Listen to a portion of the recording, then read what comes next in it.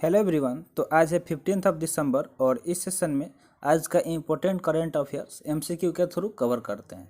तो वीडियो अंत तक जरूर देखिएगा। चलिए वीडियो शुरू करते हैं। उससे पहले लाइक कर दीजिए और अभी तक चैनल सब्सक्राइब नहीं किए हैं तो जल्दी से चैनल सब्सक्राइब कर लीजिए।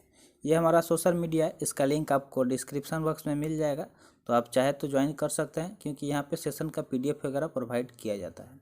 और डेली सुबह में द हिंदू का वोकेबलरी कवर कराया जाता है तो 7 बजे, तो आप ज़रूर आके देखिएगा क्योंकि वो काफ़ी ज़्यादा इंपॉर्टेंट होता है। अगर आप किसी भी कॉम्पिटिटिव एग्जाम का तैयारी कर रहे हैं तो उससे ज़रूर आपके जो सिनोनिम्स और एंटोनिम्स का सेक्शन होता है उसमें क्वेश्चन आ जाएंगे।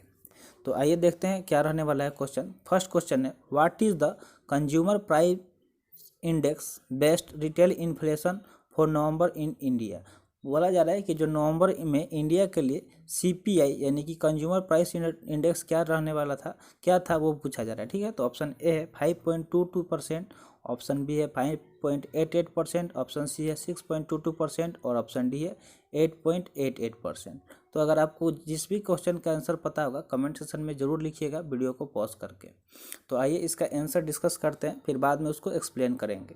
तो आंसर हो जाएगा ऑप्शन बी 5.88%, यानी कि जो नवंबर माह का भारत का अगर बात करें कंज्यूमर प्राइस इंडेक्स का तो उसका कितना था रिटेल इन्फ्लेशन, तो 5.88% था। देखिए इससे जुड़े कुछ इंपॉर्टेंट पॉइंट्स है जिससे आपके एग्जाम में क्वेश्चन बन सकते हैं। तो जो भी इंपॉर्टेंट पॉइंट लगे उसे ज़रूर नोट कर लीजिएगा। यहाँ पे दिया गया है India's retail inflation which is measured by the consumer price index. देखिए जो भारत का रिटेल इन्फ्लेशन है उसको कौन मेजर करती है, तो जो कंज्यूमर प्राइस इंडेक्स है CPI जिसको शॉर्ट में बोलते हैं वो मेजर करती है। Eased to 11 month low of 5.88 on annual basis in November. तो जो 11वां महीना था नवंबर वो क्या था, एनुअल बेस पे लो था, कितना पाया गया तो 5.88% पाया गया। द इन्फ्लेशन वाज 6.77% इन अक्टूबर। और अक्टूबर माह की बात करें जो 2022 का, तो उसमें कितना था इन्फ्लेशन 6.77% था, जबकि वो नवंबर में घट के कितना पे आ गया था तो 5.88% पे। The sharp rise is due to the dipping global commodities price and higher borrowing cost. तो जो डिपिंग ग्लोबल कमोडिटीज का प्राइस है और हायर बोरिंग कॉस्ट की वजह से ये क्या हुआ था, राइज देखने को मिला था। The inflation figure come with in the reserve banks of India's tolerance band of 2.2 to 6% for the first time this year. The factory output measure in terms of the index of industrial production contracted 4% इन अक्टूबर। तो ये सारे इस question से जुड़े important points थे, तो आपको note कर लेना है जो भी इंपॉर्टेंट पॉइंट्स आपको लगे। सेकंड क्वेश्चन की बात करें तो सेकंड क्वेश्चन है what is the position of India in 2022 Hurun global list. जो 2022 का हुरून ग्लोबल लिस्ट जारी किया गया तो उसमें भारत का क्या पोजीशन था वो पूछा जा रहा है। तो ऑप्शन ए है 3, ऑप्शन बी है 5, ऑप्शन सी है 7 और ऑप्शन डी है 10।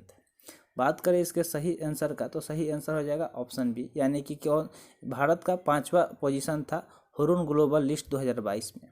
आइए देखते हैं इंपॉर्टेंट पॉइंट। तो देखिए India rank at number 5 as 20 Indian companies feature in 500 most valuable ones in world as per the 2022 Hurun global list. Hurun global list के अंतर्गत क्या होता, भारत का पोजीशन मतलब कितना था, रैंक 5 पे था किसमें, तो जो भी मोस्ट वैल्यूएबल फीचर्स कंपनी है उसमें। ठीक है, India rose from the 9th rank to 5th rank with 20 company featured in the list.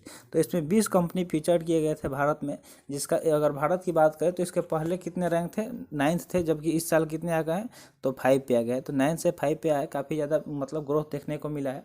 With $202 billion Reliance industry is the most valuable company rank at followed by Tata consultancy service and HDFC bank. तो ये सारे जो यहाँ पे हम company का नाम ले रहे हैं ये सारे काफ़ी ज़्यादा रोल प्ले किए हैं इस चीज़ में।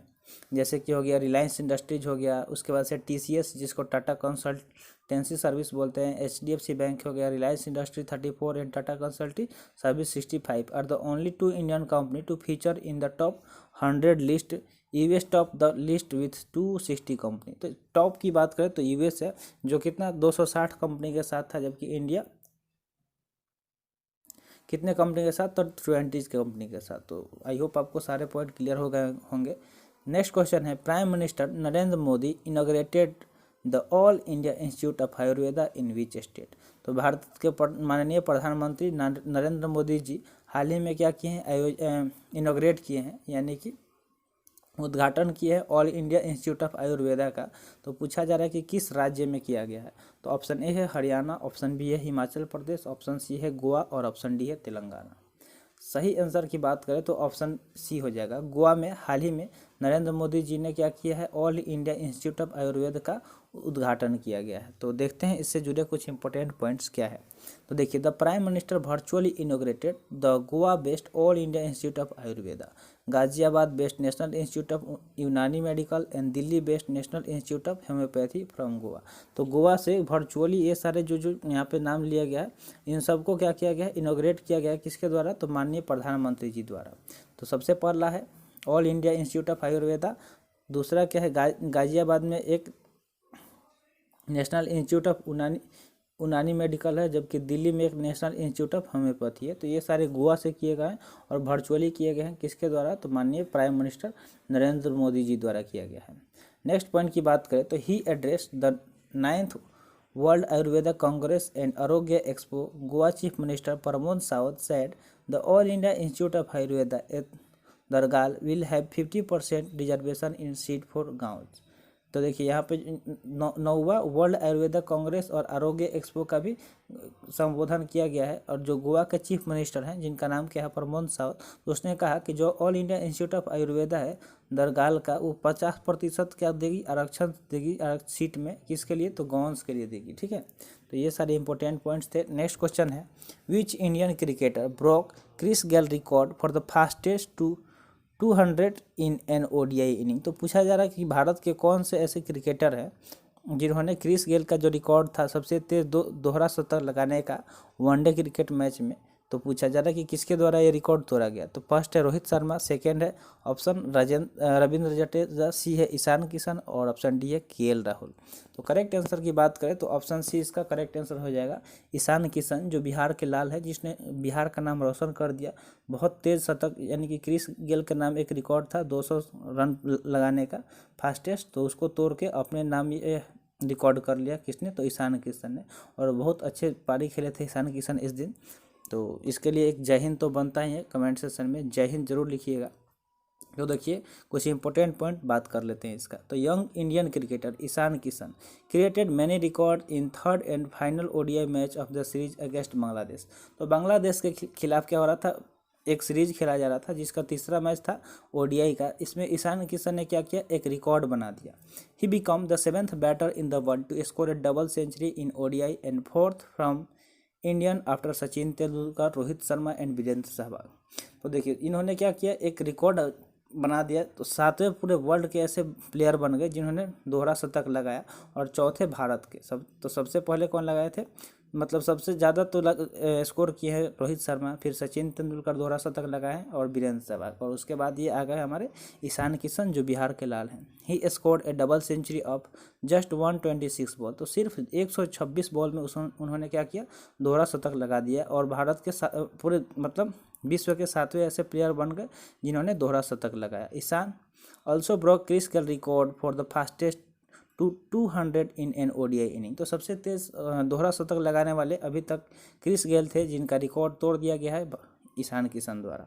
तो यही क्वेश्चन पूछा गया, मतलब बताया गया, और सारे इंपॉर्टेंट पॉइंट्स डिस्कस कर लिए गए। नेक्स्ट क्वेश्चन है, विच institution release the international depth report 2022। तो पूछा जा रहा है कि जो इंटरनेशनल डेप्थ रिपोर्ट है 2022 का, उसे किस संस्था ने रिलीज किया है, वो पूछा जा रहा है। तो ऑप्शन ए है वर्ल्ड बैंक, ऑप्शन बी है world economic forum, option C है एडीबी और ऑप्शन डी है AIIB। तो करेक्ट आंसर इसका हो जाएगा ऑप्शन ए वर्ल्ड बैंक, यानी कि विश्व बैंक द्वारा इंटरनेशनल डेप्थ रिपोर्ट जारी किया जाता है। तो 2022 का किसने लॉन्च किया है, वर्ल्ड बैंक ने किया है। According to the international depth report 2022 by the world bank, जिस वर्ल्ड बैंक के द्वारा जो दिया गया कौन सा इंटरनेशनल डेप्थ रिपोर्ट 2022 का, depth of low and middle income countries in सब सहारा Africa rose to a record high of 789 billion USD in 2021. This is the region's highest debt burden since 2010, and the region's current debt burden is beyond the repayment capacity. तो ये कुछ इसके important points थे, आप इसको जरूर note कर लीजिएगा कि इंटरनेशनल डेब्ट रिपोर्ट 2022 का किसने जारी किया। तो आज के लिए इतना ही। आई होप आपको सेशन अच्छा लगा होगा। सेशन कैसा लगा कमेंट सेशन में ज़रूर बताइएगा। तो मिलते हैं फिर अगले सेशन में। Thanks for watching. जय हिंद।